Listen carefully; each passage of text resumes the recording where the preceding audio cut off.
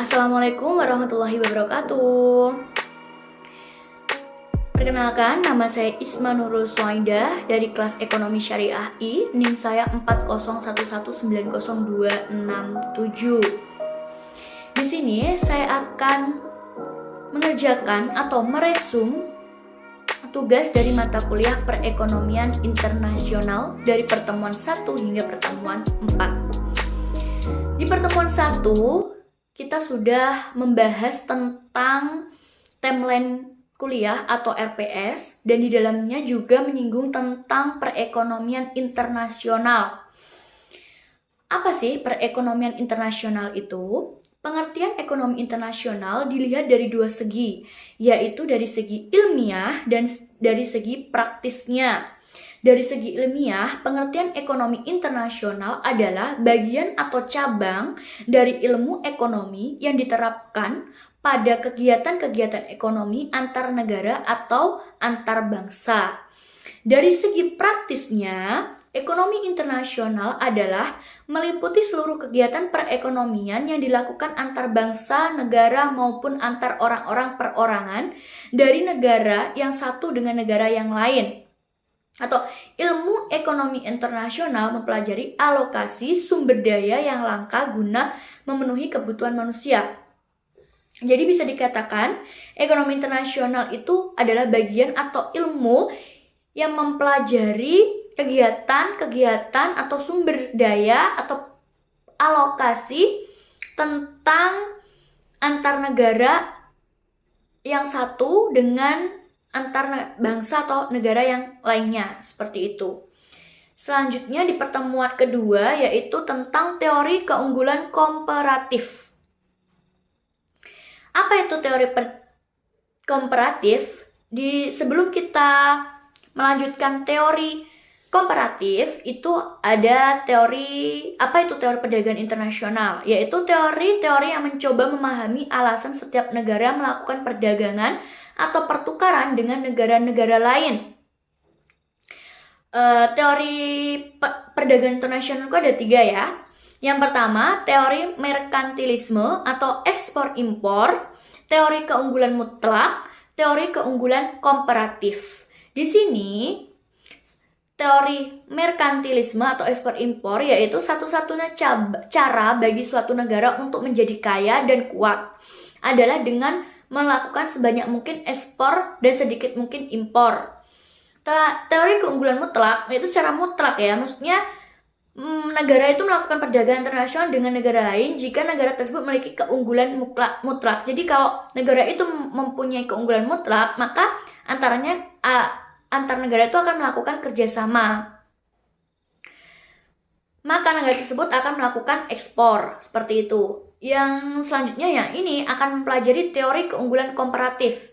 Apa itu? Suatu negara dikatakan memiliki keunggulan komparatif karena dapat memproduksi barang dengan biaya yang relatif lebih murah dibanding negara lain. Dengan kata lain, keunggulan komparatif merupakan keunggulan yang dimiliki suatu negara karena memiliki keunggulan lebih besar pada satu barang dibanding barang lain. Sedangkan negara lain memiliki kelemahan yang lebih kecil pada barang lainnya. Jadi keunggulan komparatif itu, suatu negara itu mampu menciptakan barang, memproduksi barang itu dengan biaya lebih murah dibanding negara lain gitu. Jadi memiliki keunggulan lebih besar pada suatu barang dibanding barang lainnya gitu. Jadi memiliki komparatif atau memiliki keunggulan dengan adanya barang itu relatif lebih murah dibanding negara lain, seperti itu. Selanjutnya, perdagangan internasional atau internal trade adalah kegiatan transaksi dagang antara satu negara dengan negara lain, baik mengenai barang ataupun jasa-jasa, dan dilakukan melewati batas daerah suatu negara.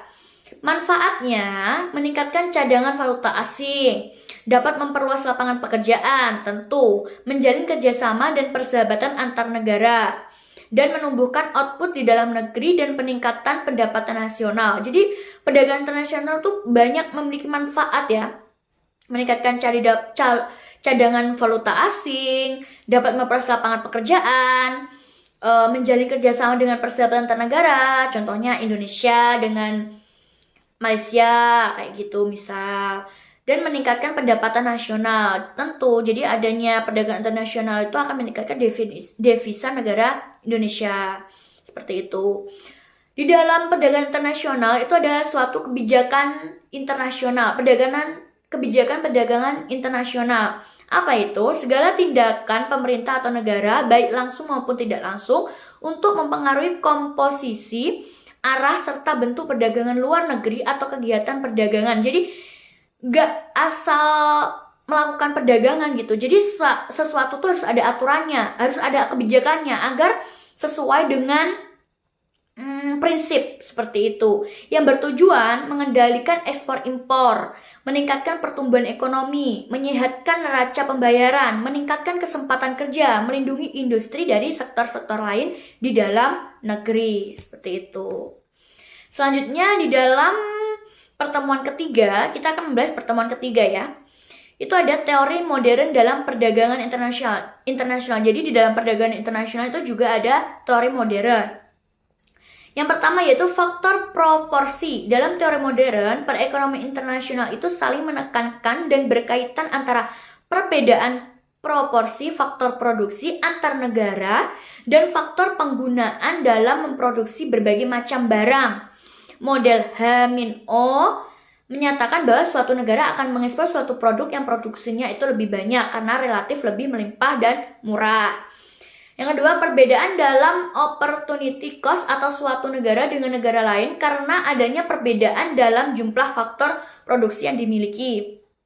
Suatu negara memiliki tenaga kerja lebih banyak daripada negara lain, sedangkan negara lain memiliki kapital lebih banyak daripada negara tersebut, sehingga dapat menyebabkan terjadinya pertukaran. Seperti itu.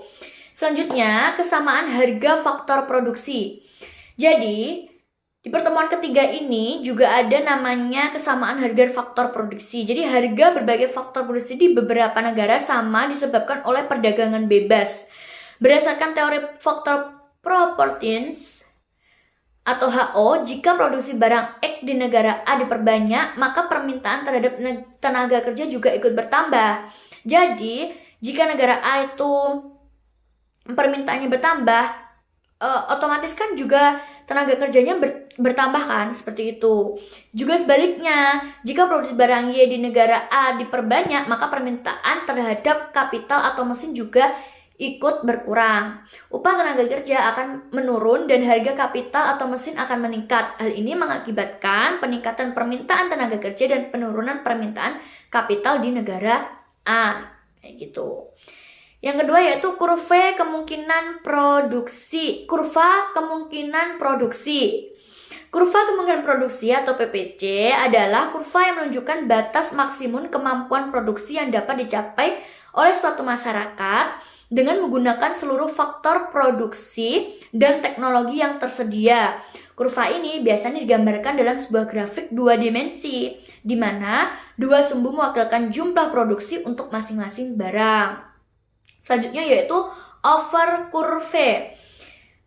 James Made mengemukakan tentang general equilibrium atau over curve, yaitu menjelaskan yang menggambarkan sebagai kurva yang menunjukkan kesediaan suatu negara untuk menawarkan atau menukarkan suatu barang dengan barang lainnya pada berbagai kemungkinan harga, bagaimana terjadinya keseimbangan harga internasional, seperti itu.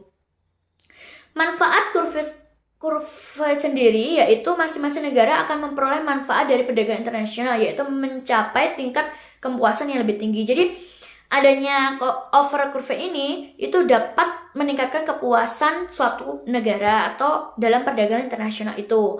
Permintaan dan penawaran pada faktor produksi akan menentukan harga faktor produksi tersebut, dan dengan pengaruh teknologi akan menentukan harga suatu produk.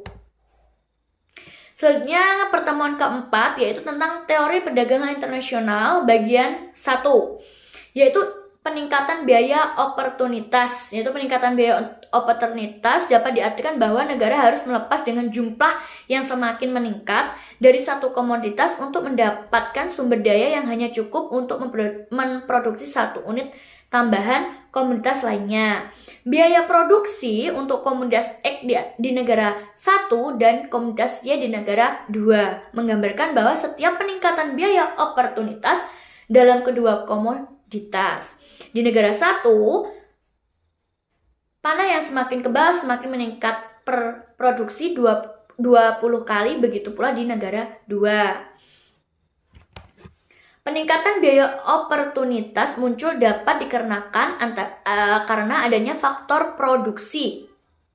Faktor produksi tersebut yang tidak homogen, semua unit dari faktor produksi yang sama tidak identik atau kualitas yang sama, tidak digunakan dalam proporsi intensitas yang nilainya selalu tetap sama dalam produksi semua komoditas. Oleh karena itu, bagi negara yang memproduksi komoditas lebih banyak, maka harus memanfaatkan sumber daya yang banyak pula. Seperti itu. Sekian presentasi atau mereview pertemuan 1 sampai pertemuan 4. Jika ada kurang lebihnya saya mohon maaf. Sampai jumpa lagi. Wassalamualaikum warahmatullahi wabarakatuh.